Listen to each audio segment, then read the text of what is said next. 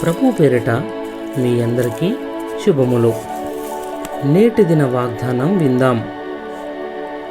మీలో ప్రతివాడు తన సొంత కార్యములను మాత్రమే కాక ఇతరుల కార్యములను కూడా చూడవలెను. ఫిలిప్పి 2వ అధ్యాయము 4వ వచనము. క్రీస్తు నీలో ప్రవేశించగానే నీలో నూతన అభిరుచి మొలకెత్తుతుంది.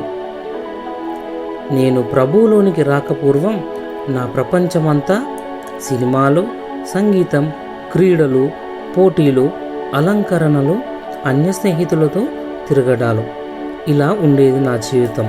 ఇప్పుడైతే ఈ విషయాలపై అసలు ఆసక్తే లేదు. యేసుతో ప్రేమలో ఉన్నాను. అవకాశం ఉన్నప్పుడెల్లా ఆయన పాదాల దగ్గరకు చేరి ఆయన మాటలు వింటాను. నేను నా స్వంత పనులు చేసుకుంటూనే ప్రభుతో మాట్లాడుతుంటాను. ఆయనను స్తోత్రిస్తూ ఉంటాను.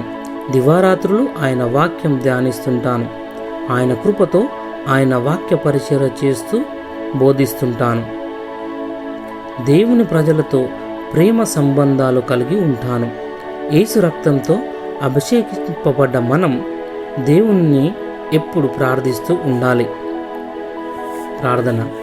ప్రియ తండ్రి, నా శరీరాన్ని జీవన బలిదానంగా నీకు అర్పిస్తున్నాను.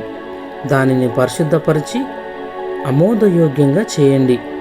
నేను లోకాశాలకు లొంగకుండా నీ కుమారుడైన ప్రభువు కృపలో మారు మనస్సు నొంది నీ వాక్యం ద్వారా నా మనస్సును స్వాధీనపరచుకొనగలటకు సహాయం చేయమని యేసయ్య నామంలో ప్రార్థిస్తున్నాను.